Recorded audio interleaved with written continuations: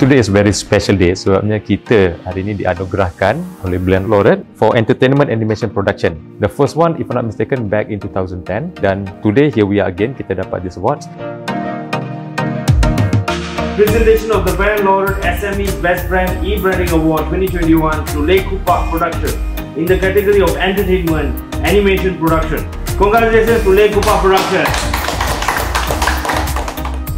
This is something yang we feel very proud, feel very honored, because this is justification how big has Upin Ipin brand has become. Alright, so ini justification yang mana our brand is just not that big, it's very big, dan kita dapat awards as well as a justification yang due to our popularity, not just popularity, our quality dan message yang kita bawakan juga.